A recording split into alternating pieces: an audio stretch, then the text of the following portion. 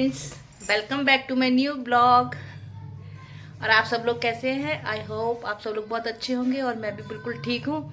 लेकिन मेरा इतने दिनों से ब्लॉग नहीं आ रहा है, करीब 10 दिन हो गए हैं। क्यों? तो गाइज मैं आपको बता दूं कि हम लोग बहुत सारी शादियों में बिजी थे।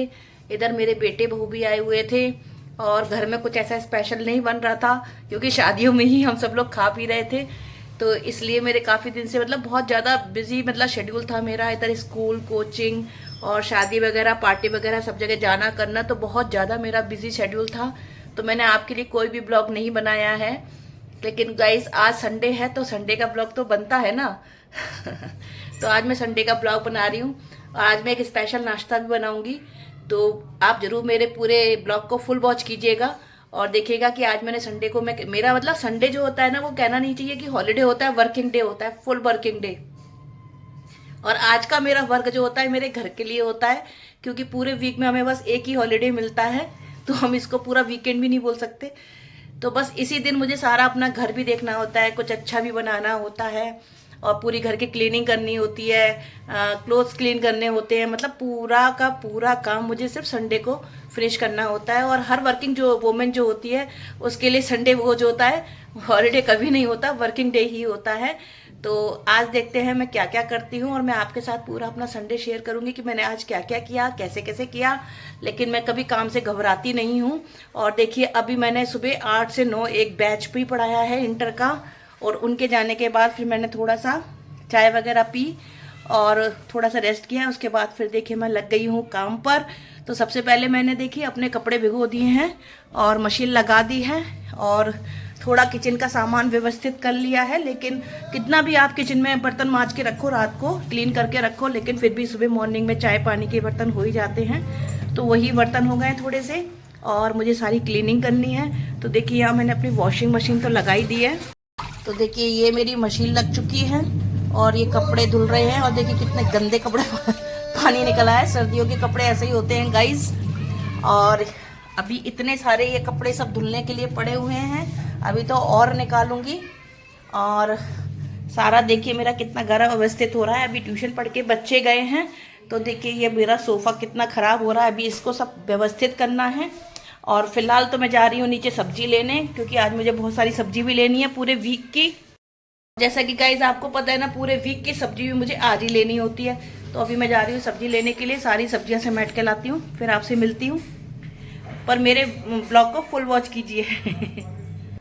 तो देखिए गाइज कितनी सारी मैं सब्जी लेके आई हूँ, मेरी पूरी स्लैब भर गई है। तो जैसा कि आपको पता है कि मैं पूरे वीक की सब्जी लेकर आई हूँ, तो काफी सारी सब्जी मैं यहाँ पर ले आई थी।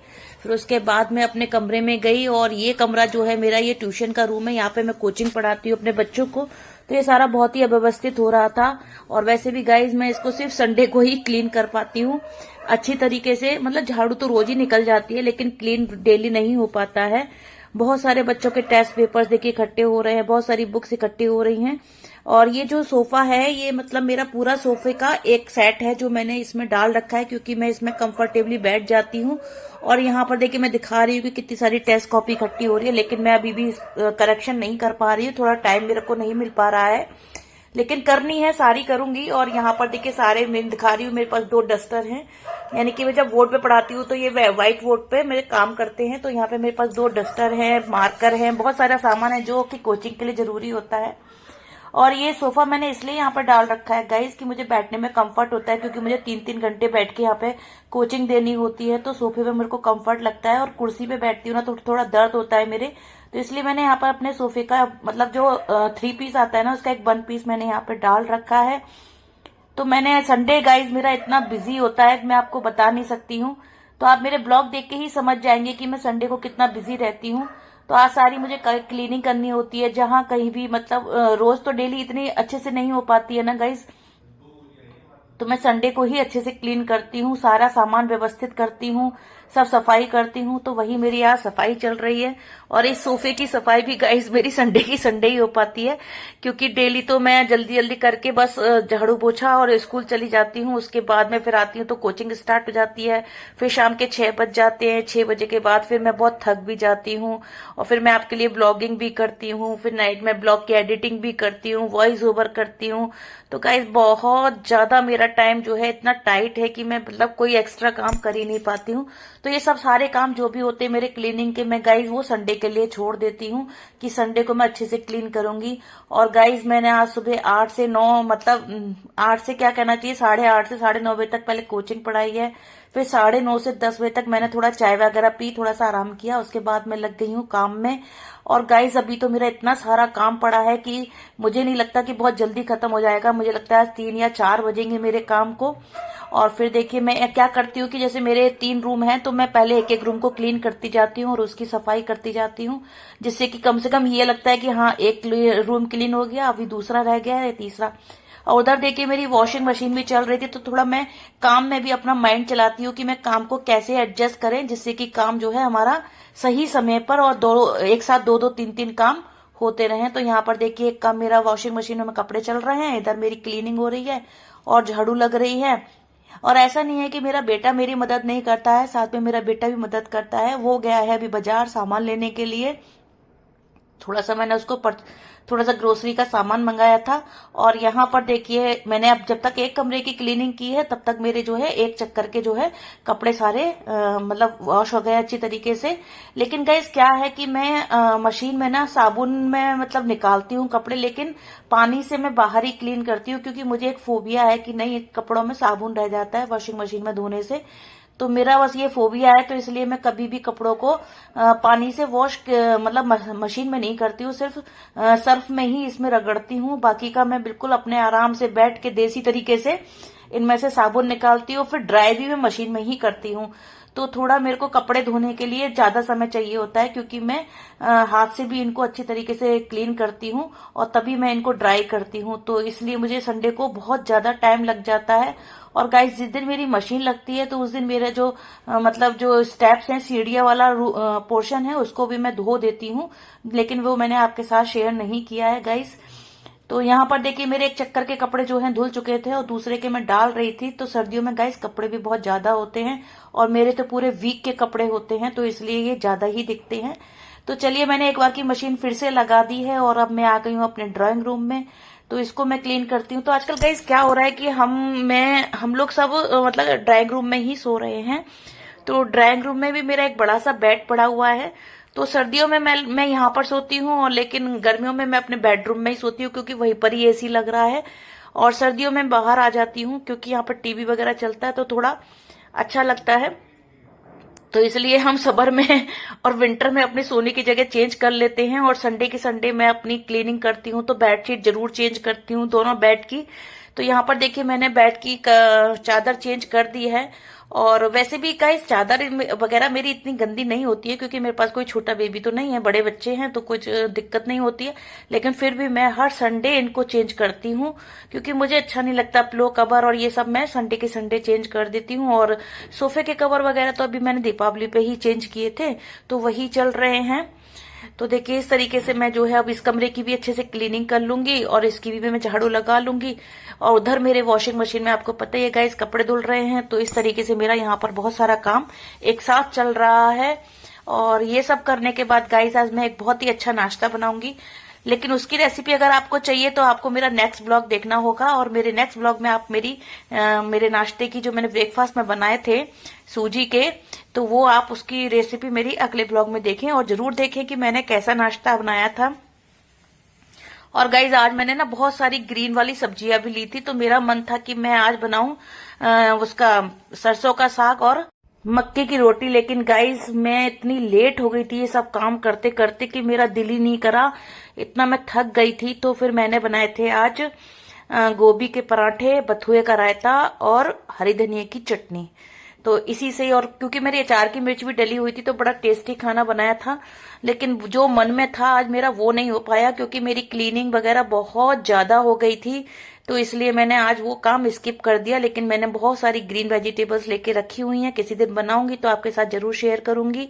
और देखिए बातों ही बातों में मेरा दूसरा कमरा भी साफ हो गया है, मेरा ड्राइंग रूम क्लीन हो गया। मैंने इसकी भी फटाफट से झाड़ू निकाल दी सारी। और गाइज इस तरीके से प्रॉपरली जो होता है ना, जैसा कि मैं बता चुकी हूँ, हर वर्किंग वोमेन जानती होंगी कि जो डीपली क्लीनिंग होती है ना वो सिर्फ संडे को ही हो पाती है।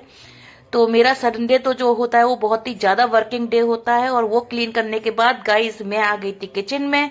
आप किचन में कितने भी बर्तन आप क्लीन करके रखो, लेकिन सुबह चाय पानी के सारे बर्तन जो होते थोड़े से रात के भी रखे हुए थे, मैंने उनको क्लीन नहीं कर पाई थी। तो बस वही सारे बर्तन हैं, अब मैं फटाफट से इन बर्तनों को क्लीन कर लूंगी। और गाइस जैसा कि आपको पता है मैंने आज बहुत सारी वेजिटेबल्स ली है, उनको भी अरेंज करना था। और सच बताऊं तो वेजिटेबल्स अरेंज करने में ही मेरा ज्यादा समय लग गया, क्योंकि उसमें सारी सब्जियों को मैंने अलग अलग करके रखा, जबकि मैंने उनको साफ नहीं किया है अभी, लेकिन फिर भी मेरा उसमें बहुत सारा टाइम लग गया। और यहाँ पर मैं फटाफट से थोड़े से बर्तन हैं उनको क्लीन कर लेती हूँ। और मशीन जो मेरी है लगातार वो चल रही है गाइस, उसमें मेरा तीसरा चक्कर चल रहा था। मेरे कपड़े भी आज बहुत थे। तो गाइज आज तो मैंने भरपूर काम किया है और आप देख रहे हैं कि सारा काम मैं अकेले हैंडल कर रही हूँ। और देखिए इतना सब कुछ, मतलब इतना सारा कुछ मैं अकेले ही हैंडल करती हूँ। स्कूल, जॉब, स्कूल पूरा देखना, बच्चों को देखना और कोचिंग पढ़ाना और घर के सारे काम मैं सेल्फ खुद करती हूँ। तो आप लोग भी मेरी तरीके से अगर अरेंज कर सकते हैं काम को तो करिए। और ये मेरे ब्लॉग से आपको थोड़ा सा भी मोटिवेशन मिलता हो तो प्लीज आप मेरे चैनल को लाइक कीजिएगा, शेयर कीजिए और सब्सक्राइब कीजिए। तो देखिए मैं अभी, मेरी एज है 50+ हो चुकी हूँ, यानी कि 52 ईयर्स में भी मैं इतना सारा काम कर रही हूँ।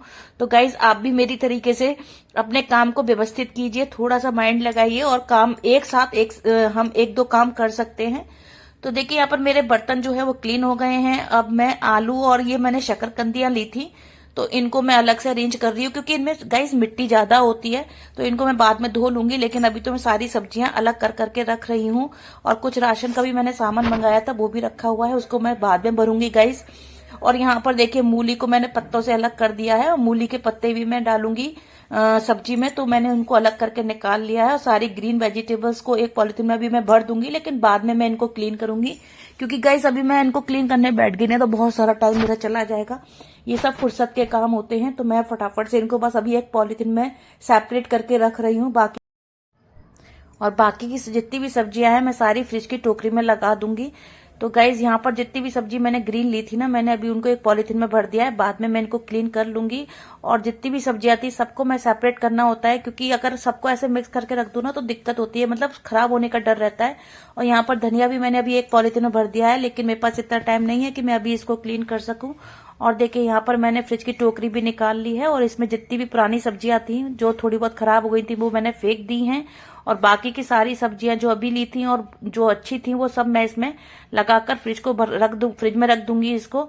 तो गाइज आज मेरी पूरी टोकरी जो है पूरी भर गई थी, तो जिसमें से मैंने मिर्चें वगैरह अलग कर दी हैं। और यहाँ पर गाइज मैं जो गोभी है ना उसके पूरे डंठल अलग करके रखती हूँ फ्रिज में, क्योंकि जगह नहीं रहती है। अगर पूरा आप गोभी रखेंगे तो आपको जगह नहीं मिलेगी फ्रिज के टोकरी में, क्योंकि मेरा फ्रिज भी छोटा ही है और उसकी टोकरी भी छोटी है।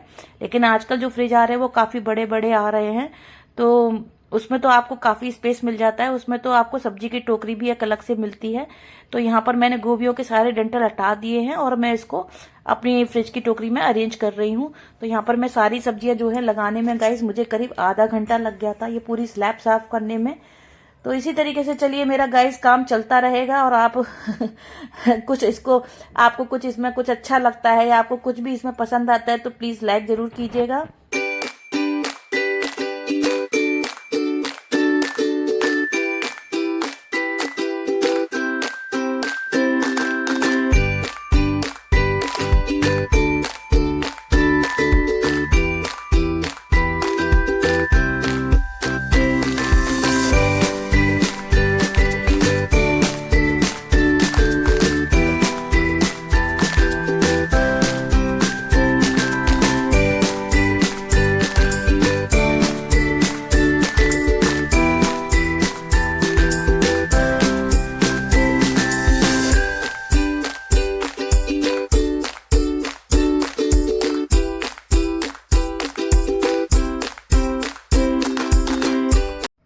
गाइस देखिए, आजकल मैंने बताया था ना आलू और ये शकरकंदी मैंने ली थी, तो इसमें बहुत सारी मिट्टी लगी हुई थी।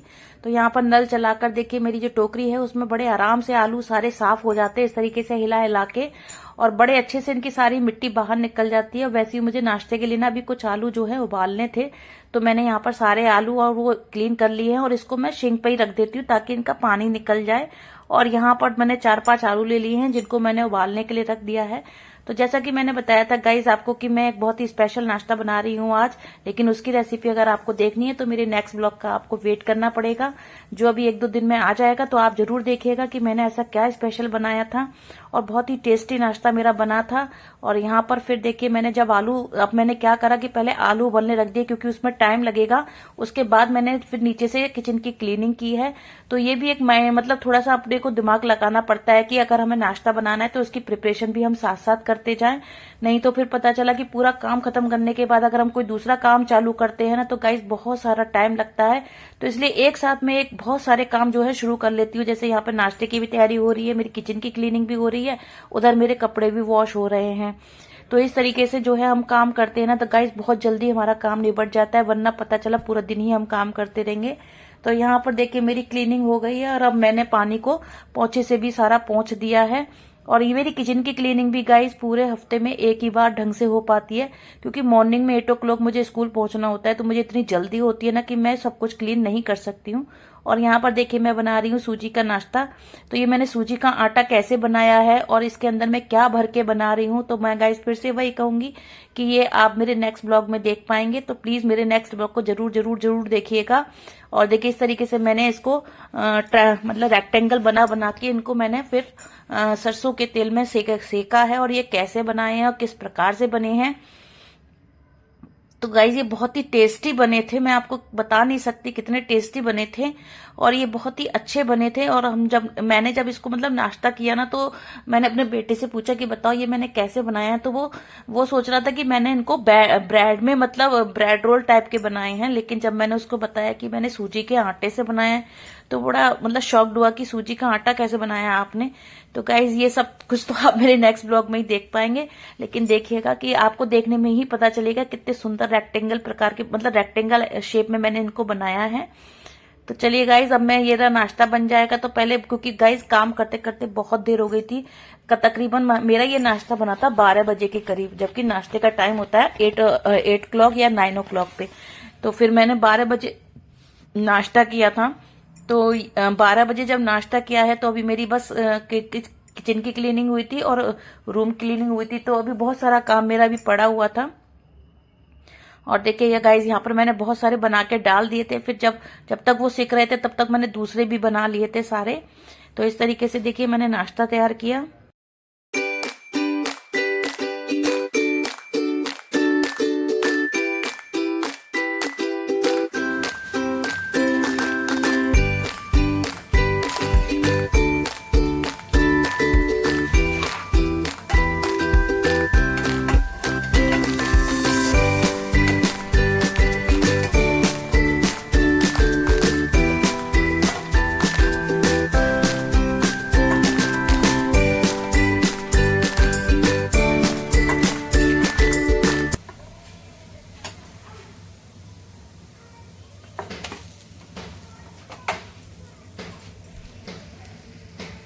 तो गाइस अब चलते हैं नाश्ता करने। बहुत टाइम हो रहा है मेरा, देखिए अब नाश्ता मेरा तैयार हुआ है, चलते हैं।